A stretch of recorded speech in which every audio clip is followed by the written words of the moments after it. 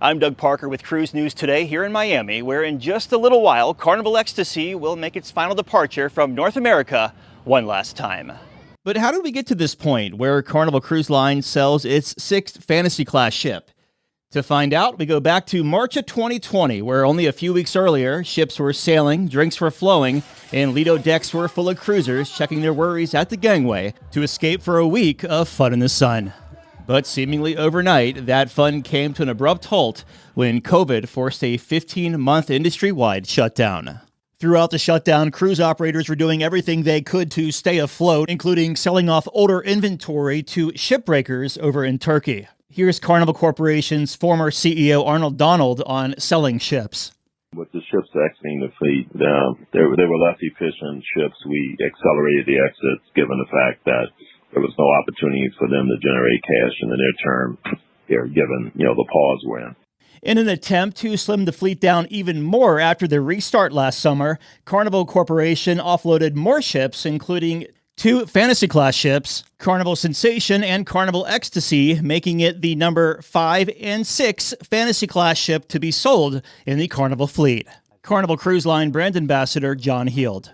Well, this is the first time I've sailed on a ship for the last time because we didn't get a chance to say goodbye to Carnival Fantasy, Carnival Imagination, Inspiration, and Fascination. Launched in 1991 with Kathie Lee Gifford as the godmother, the MS Ecstasy was the second of 8 cutting-edge fantasy-class ships that were built for Carnival Cruise Line throughout the 90s. Best known for its multi-deck atriums and glass elevators, Carnival Ecstasy was certainly one for the books. These ships were a game changer for Carnival in that they introduced the atriums. 6-deck high atriums with all the fiber optic and neon and all the other crazy decor. And you look up at this glass skylight and, it's the first thing you see when you enter the ship. The final cruise for Carnival Ecstasy was a 5-night sailing from Mobile, Alabama, holding a special place in a lot of cruisers' hearts. I think I'm sharing the emotions that the guests are all feeling. I was a cruise director here in the early days. But it's not all sad. The ship also created great memories throughout the years, like for Doug and Leslie Bryan, who traveled from Boston to Mobile, Alabama, just to be on the cruise. I proposed to Leslie. Yes. We heard the news that this news that she was being retired and actually beached for scrapping. It was pretty important to go back. With the vessel going out of service, a lot of the artifacts on board were auctioned off, like the glass bottle Kathie Lee Gifford used to christen the ship back in 1991, and the chance to blow the ship's horn for the last time with passengers on board.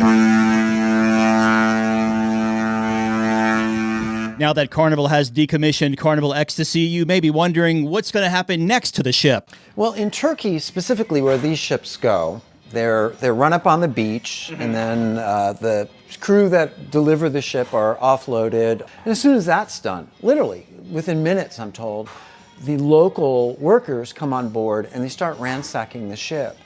Pry it off and trash it and get it out of there, because they scrap ships really fast in Turkey. Looking back over a 30-plus year run for any cruise ship is a trip through history, but Carnival Ecstasy was truly a groundbreaking ship and introduced a vision of entertainment architecture to over 5.5 million cruise passengers across the globe.